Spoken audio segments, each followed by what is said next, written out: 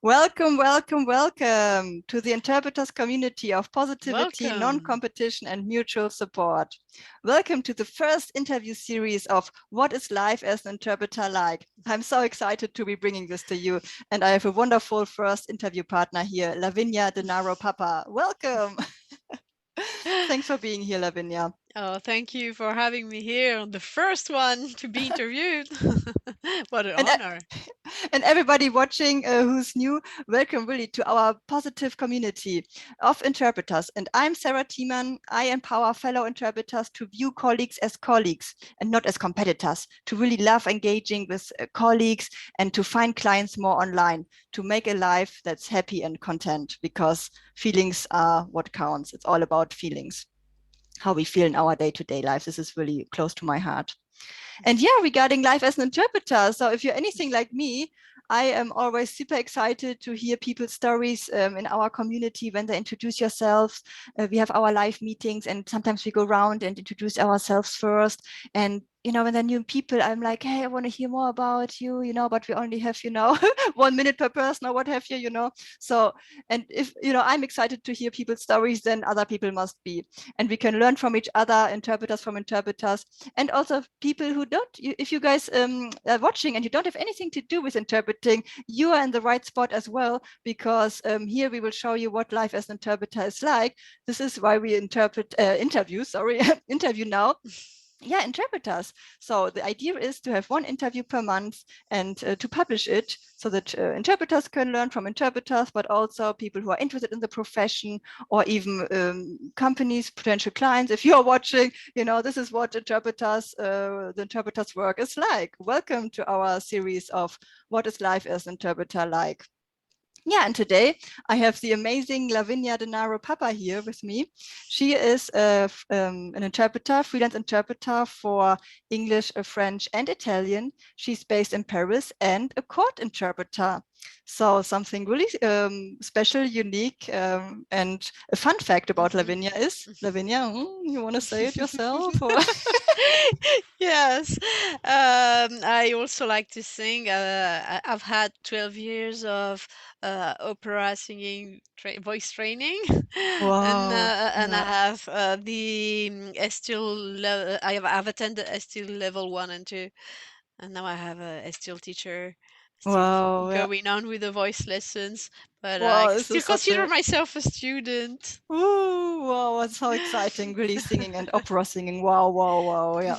And Lavinia, I want to assure you and everybody who will be a future interviewee, you cannot do anything wrong, because there's no right or wrong answer. This here is about you, to put you into the spotlight, to tell us about you and your life. So we want to learn more about who you are. And actually, let's start with that. So, Lavinia, so you are a court interpreter in Yes. Paris. What would you say does a typical day of interpreting look like for you? Well, as a court interpreter, you don't have a typical day because you get the call mostly from the police and sometimes from court, and you have to be there within the hour, especially with the police, because the court they very often they give you an appointment, and you have to be there within the hour. So there's no typical day, and I have also a funny anecdote about that because We love there was anecdotes. yes. There was that morning, I had nothing to do basically that morning. So at 10 o'clock, I was still lazing in my PJs, guilty me, when the phone rang, and it was the court clerk asking me to be there within the hour. And I just invented that I was reviewing a translation that I had to send by the end of the morning. And so, what was the latest I could come? And I managed to get half an hour more, just the time to put on my formal clothes because I don't go on an assignment like that. As you can imagine, I put on more formal clothing and also to put on all the makeup, without which I couldn't go out. No, that's not true. um, Right. so this basically after this episode, it changed radically my morning routine. From that day on, alarm goes off, I get out of bed, in the shower, get dressed. first thing Wow. in the morning Yeah, because yeah. otherwise, so at least To I'm already be ready. prepared to not have to do this if you get a call. Yeah. Yes, yes, yes, yes. So Wow. the Yeah. motto for interpreters, always be prepared. Yeah. In every meaning it can have, prepared with the glossaries, prepared with the Yeah. clothes, prepared with anything. Yeah, because I imagine if you get a phone call that spontaneously, you cannot prepare for that specific assignment, right? I mean, how? Yeah. Yeah. When you're working with the police, you have no way of preparing because they don't tell you beforehand what it's going to be. Sometimes they tell you just a generic thing. For instance, it's a theft, but that gives you no clue about the language or the glossary you have to prepare. So the only way is preparing a Mm. generic glossary. When you know you start working with the police, the easiest thing you can do is preparing a generic legal glossary and Yeah. studying it so that you are never unprepared. Always be prepared. Yeah. So Wow. this is your way of being prepared when you have a sudden assignment that you don't know about. And if there is a real sudden assignment, because I've been working with the police for since 2013, if my memory is good, and so now I know the basic terms. I know the terms, but Yeah. at the first time Experience. Huh? I Yeah. had no idea. But Mm. in interpreting school, they teach you also how to get around the terms you don't know, and in case, for instance, you don't understand a specific word or something, you are allowed to ask. Okay, don't do it too often because otherwise you might sound as less professional, but you are allowed to ask questions even if you're the interpreter. you know Yeah. no one will judge you, even the not even the judge. Oh, oh, good. Okay. Isn't that his job? Wait a second. No. Anyways, like you are a very active member in our community, and like that's why I know that you have many great anecdotes ready to pull out of your sleeve and tell us. But maybe you can share one anecdote with us. One anecdote. Wait, talking about judges and questions. I have that anecdote when there was this Nigerian woman who had been arrested and she was in court, and all of a sudden she was requested to answer. Do you know those two ladies? And she started rambling something about renting on a prostitute, a colleague prostitute that was, I don't know, her belly was sliced and then they took the baby out and she was left in the woods. Basically, this sounded to me as nonsense. Therefore, I asked her, Madam, I have a little doubt. Maybe you could rephrase your. And there was the judge. He went with his little hammer. Tuk tuk tuk. Interpreter, please translate. I'm sorry, I was just asking her to rephrase because I have a little doubt. Tuk tuk tuk. Translate. So I proceeded with the translation and I translated literally what she said. And the judge didn't as much as flinch. And he said, okay. And basically, from there, I understood that when you are an interpreter, whatever you hear, even if it sounds like nonsense, you should translate it because it may give the person, the judge or the policeman, indications that that person is not mentally sound. So it's fine. It's fine if the person is talking nonsense. Once I translated a guy who said he was the devil and he signed with the inverted cross, and the Ah, yes. 666. Yeah. Wow. These are exciting stories, Jesus. Wow, wow, wow. But Oh, yes. so there's so many exciting aspects actually. But what would you say? What is the one thing you love most about interpreting? Well, the one thing I love most is my main motivation, which is communication. The thing I love most is being able to help people communicate, and this is what motivated me in the first place to become an interpreter. I remember my very first English lesson. I must have been like 11 years old. I was at school, and I remember coming back home, and then during the night in my bed, I just couldn't sleep. I was so excited about that first English lesson that I had. Really? That I had. Yeah, I don't know why. I was Wow. so thrilled, and I kept building sentences in my head with with like 3 words that I had learned that day, that very first day of English. Wow, that you still remember that. That's amazing. Yeah, Yeah, well, I that, don't know. It's yeah, that was something that I a seed remember. that was planted then. Yeah. I remember that Oh, so vividly, oh, and wow. since I really couldn't stop loving English, the English language. And okay, I am basically born bilingual because I was born to Italian parents, but raised in France. But my parents being Italian, I learned both languages at Hmm. the same time. So one might say that I have a kind of natural disposition. However, for instance, my sister is not as good at foreign languages as I am, and she's not an interpreter. She restores. So Hmm. Yeah, that's that's actually, completely another thing. yeah, yeah, Mm. that's actually one of my questions as well. Like, because I heard people often say or ask me whether I was bilingual, and I'm personally not. But what would you say? Do bilinguals have an advantage, or when clients ask, like, hey, do you have to be like bilingual to be an interpreter? What would you say? Mhm. First of all, let's say bilingual in our world, in the interpreter world, means that you have two mother tongues. Because in France, for instance, I was surprised to see some employment ads. For instance, they asked for a bilingual secretary, and I said, what? They're looking for a bilingual secretary because to me, bilingual means that you have two mother tongues. So, bilingual. We agree that when you and I we say bilingual Mhm. means someone who is of double mother tongue. Oui, yes. So, first of all, it doesn't make you an interpreter because interpreting is also a lot of technique and techniques and attitudes that you learn in school. So not just techniques, but also behaviors and attitudes. So these are things that you learn when you start in the interpreter school. Basically, knowing perfectly three languages is the prerequisite. It's not, you don't go Mhm. there to learn languages, you go there to learn interpreting techniques. Yeah, yes, that's right. Yeah. So that's So actually, yeah. Sorry, yeah. and what was I about to say?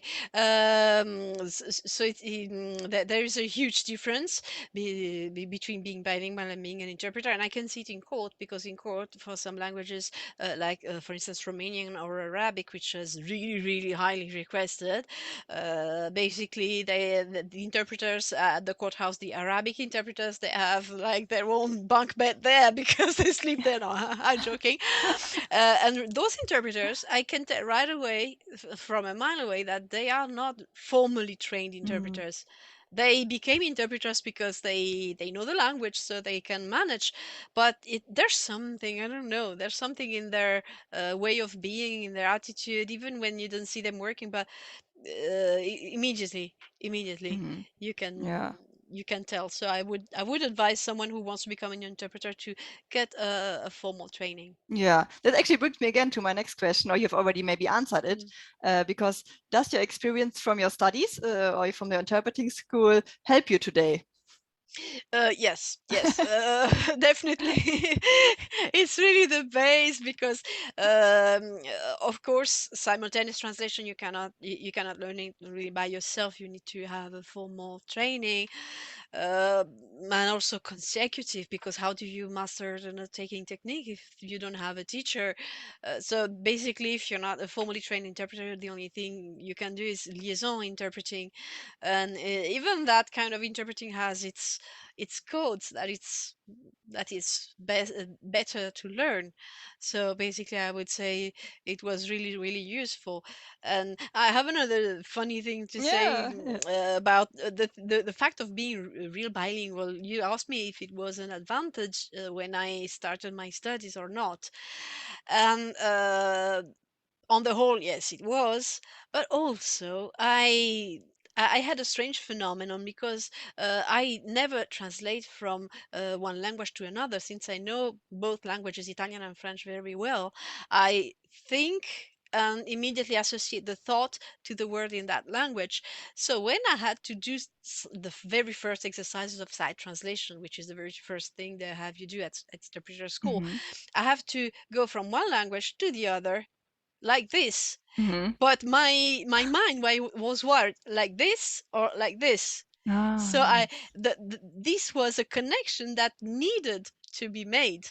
But Yes, that's really good point. Yeah. and it's also a very useful thought for those who are learning a language, because the people who are learning a language usually they have this connection, but they don't have this connection because that's not their mother tongue. That's their mother tongue, so they have this connection. But the thought, so they do like that and like that. So we should teach them to do like that. So immediately Yes. associate the idea with the word in the foreign language instead of trying to build a sentence in their own language and then Yeah. translate it. Oh, yeah, it takes ages. Yeah. Yeah. Yeah. Yes, try to express Mhm. that concept with the words in the other language. Even if you know Mhm. three words, okay, use them to express what is your goal. Your goal is making yourself understood by the other person you have in front of you. So take the three or four words you know in that language and use them Mhm. instead of trying to make it sound like the sentence in your mother tongue and try to build beautiful sentences. Yes, totally. But I think this already also explains how interpreting is not just a hobby, so to speak, because some people who might have never heard of interpreting or don't know what it is might think, hey, I know somebody who speaks English or Italian, and they can do this for me. But now you have already beautifully explained, I think, that it's a real profession and why that is, right? Or do you have any other thoughts on this? Like if somebody asked you, is it not just a hobby? Like I know somebody who can speak this other Mm. language. Well, luckily I didn't have anyone asking me whether it's a hobby or not, because otherwise that I would have found that very weird. Because music can be considered as a hobby, but interpreting not really. So I would uh, I think I think basically I don't have much to add to that. Yeah, I think Meaning also, that yeah, you can manage to get to be an interpreter if you know both languages very well, but you will always lack that little something that makes you a real professional interpreter. So yeah. I you think you explained it beautifully. Like you don't have this link yet now that you need to the formal training, the techniques of interpreting, what it actually means, it entails, and to be smooth in it and everything. Yeah. Yes, the Right. Yeah. smoothness. Yes, even they teach you when, for instance, when you're doing a simultaneous, they teach you that if you miss a word, they teach you how to reconnect your sentences so that you have a smooth speech, and somebody who is listening to you doesn't even realize that you missed something. Yes, exactly. Yeah. Again, So actors. Now we are actors, actually. yes, yes, Yeah. yes. Don't show that you Ah, missed something. Or whatever. talking about Yeah. actors, I don't Yeah. know, but I heard the French interpreter who was translating the opening to the Winter Olympics in Beijing, Ah, yeah. and I listened to his presentation. And when he said, "I declare the Olympic Games officially open," he said it like he was attending a funeral. I now declare the official. Yeah, the emotions have What? to be Are you brought are across you as an well. interpreter Yeah. or what? I was Yeah. just Yeah. Oh, that's right. That's why actors also bring across the emotions. So us yes. we should do that too. Yes. Totally. Yeah. And regarding actually the bilingual question, this brings me to the question about English. Like I've heard often that English is like the global language. Everybody can speak English. If not now yet, then in 10 years or the next generation, then there won't be any English interpreters anymore. What do you think about that? Mm.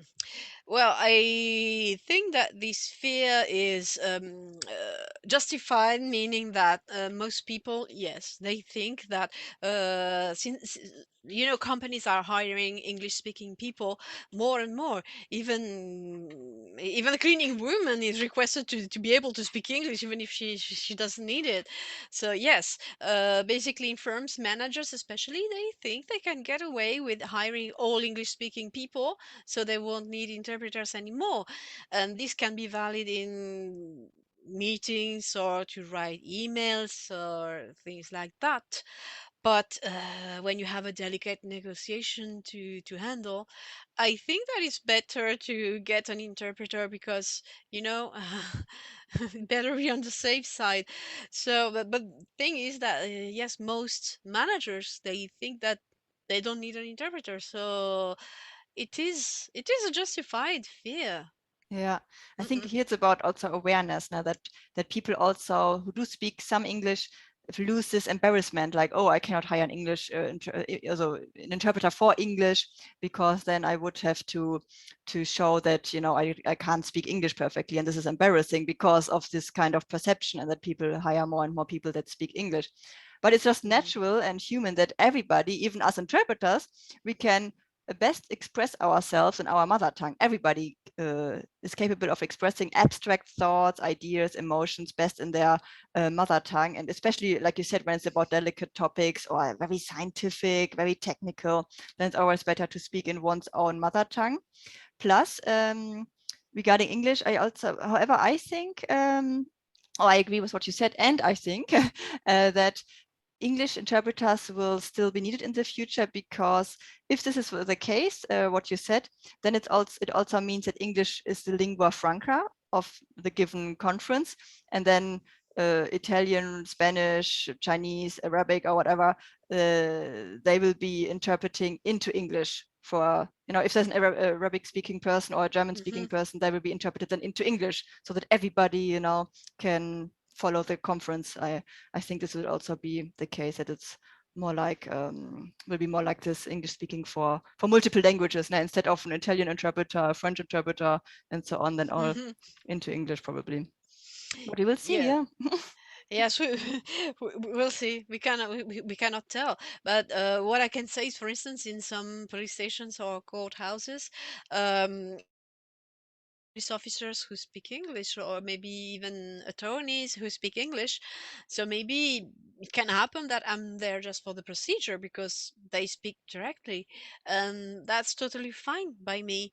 But Yeah. Mhm. I think that an interpreter is requested because in case Exactly, there's, in case something yeah, happens, then you're there. Yeah, yeah, in case totally. there's need for clarification. Yeah, I think, and it's a good thing that in legal procedure it is requested if the person yeah. doesn't speak French, because I'm in France, that an interpreter be present. Hmm.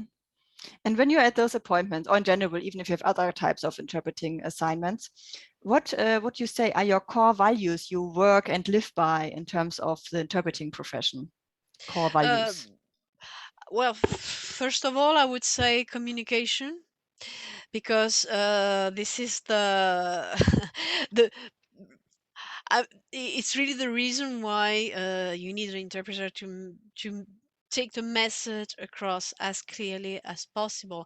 And if there is any glitch in the communication, there can be huge misunderstandings that can lead to huge incidents. So this is why communication is very, very important. Then I would say, of course, honesty, because you need to be, of course, honest.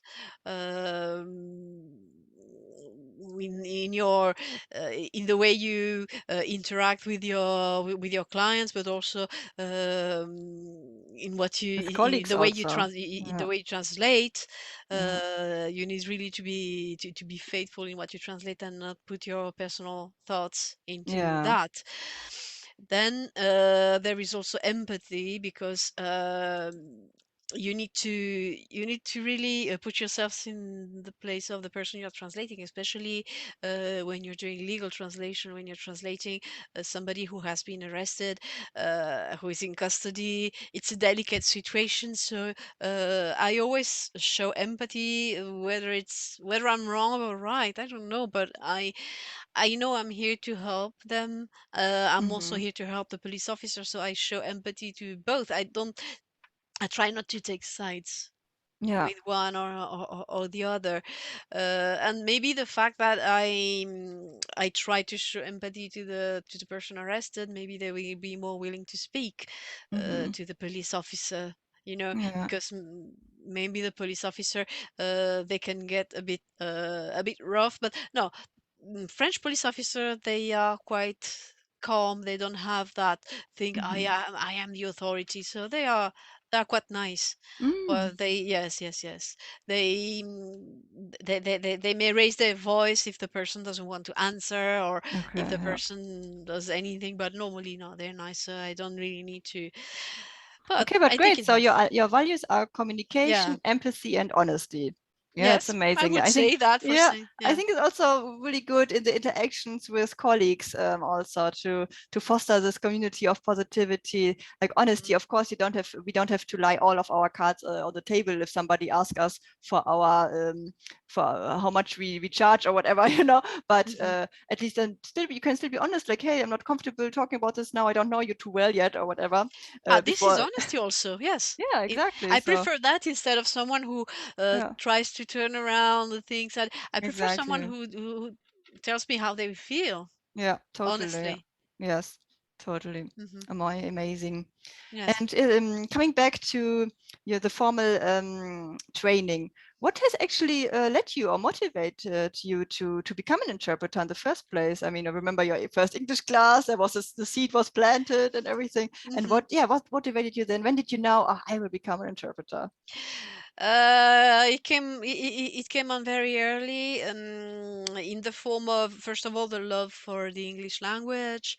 Then, when I had to choose high school, I wanted to choose the linguistic high school. My parents told me, yes, but if you choose linguistic high school, what will it lead you to become Mm. an interpreter or maybe a language teacher?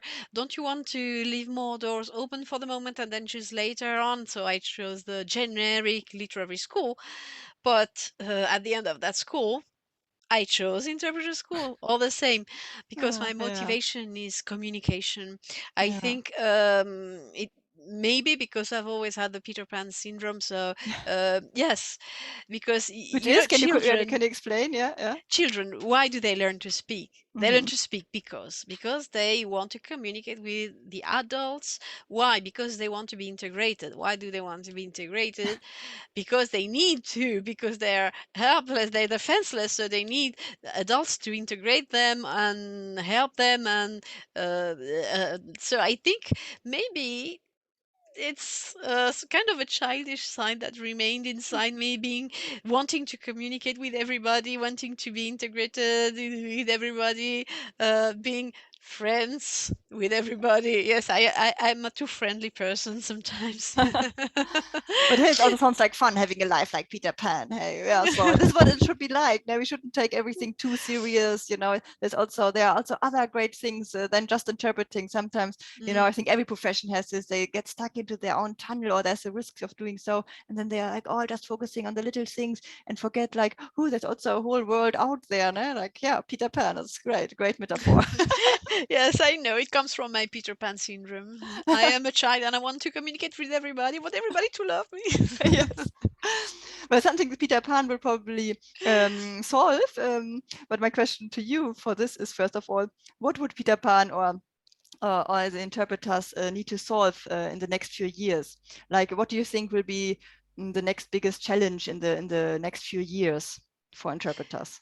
Mm, maybe I think maybe machine translation because it's getting more and more precise. So a few years ago I didn't worry at all because I saw the awful translations coming from Sistran.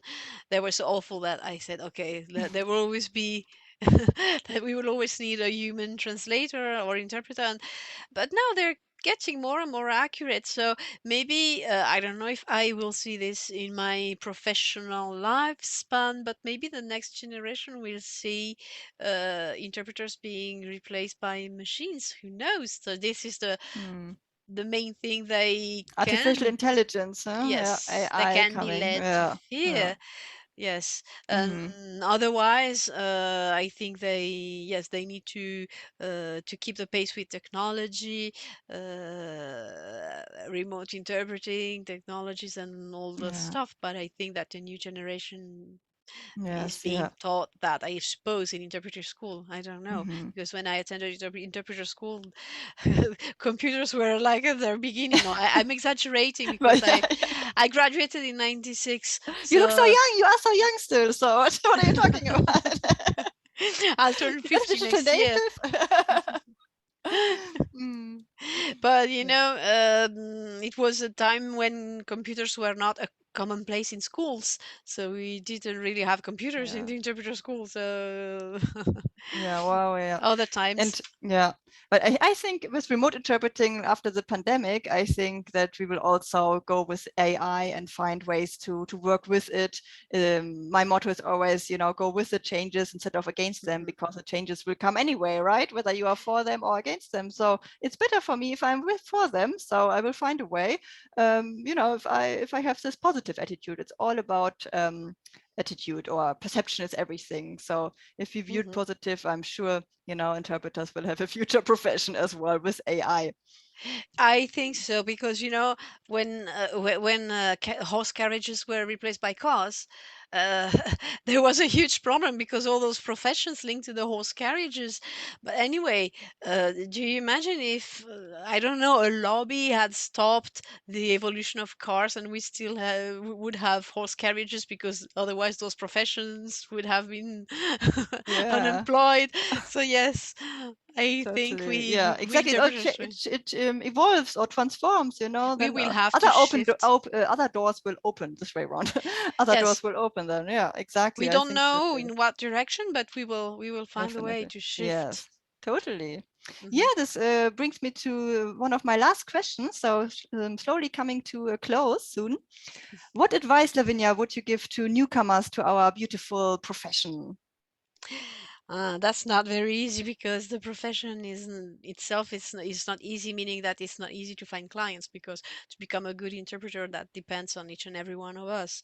So if you really put yourself into your studies and you will become a good interpreter if you practice more than strictly requested by your studies, you will become a good interpreter. So I don't think that's the main challenge for the new generations.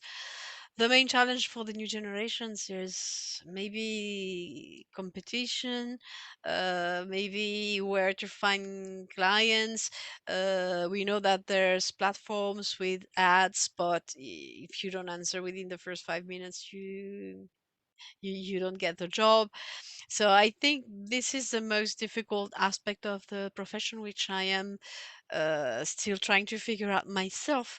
So what can I tell them? Yeah, what I advice would you give them to, encourage them to? Regarding to that, I would tell them I won't tell them okay, good luck, Yeah. because that would be because if Mm. that's what they really want to do, they have to pursue that. They have to envision themselves in their profession, even if they don't have yet a client base or anything.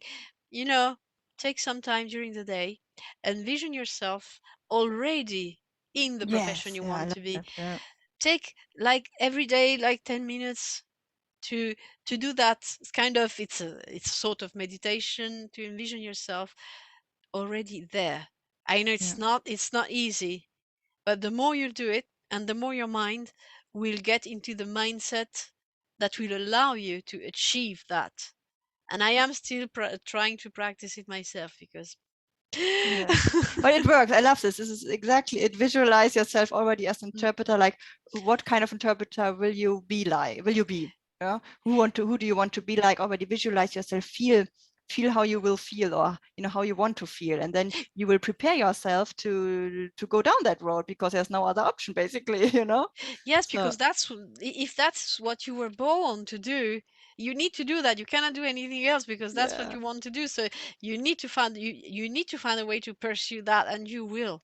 You will just Yes. envision yourself, even if your conscious mind knows that you are not there yet. But if you envision that, the unconscious, Totally. it doesn't know if it's real or if it's just something that you're making up, and it will end up put your Mhm. mind in the right place to get there. Yeah, totally. Yes. Awesome. Thank you, Lavinia. Great. So You're if any welcome. if anybody watching wanted to connect with you, what would be the best way?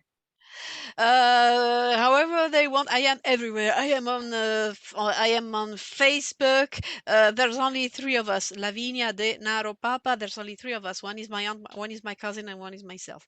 Only three of us in the whole world. We are a very small family with that double family name. We are just 2 dozens. So very easy Awesome. to find me. I don't know if I should give my email publicly, but anyway, you can find me on LinkedIn also. You can find me anywhere, really. Awesome. Yes, I Okay. don't have a preferred method, contact Yeah. method. Just if you have if you have any question, if you have an assignment. Yes, yes. Exactly how to find you. Do you have a website? Maybe via your website or Don't have a website yet, but I'm okay. working to it because Yeah. I need to. Yes, I need to Yeah. put But put LinkedIn out is a great. website. LinkedIn, Yes. LinkedIn is the platform to go. Also for client acquisition, guys. So Mhm. go there, and yeah. So on Yes, LinkedIn to I am find present Lavinia on de Naro LinkedIn. Papa. Okay, awesome, wonderful. Thank you so much. And everybody, You're welcome. who's new, welcome in the interpreters practice group on Facebook, and yeah, join our meetings. Lavinia is hosting the weekly practice session every Wednesday at 6:30 p.m. Central European time, together with Antonio. And I host a monthly meeting, usually the last Saturday of the month, on Zoom. The link will be sent out via email, so sign up to the newsletter. I will put the link somewhere in the description of the video, and come and join our community of positivity, non-competition, and mutual support. Awesome. So, and for now, bye everybody. Bye Lavinia. Thanks so Ciao. much.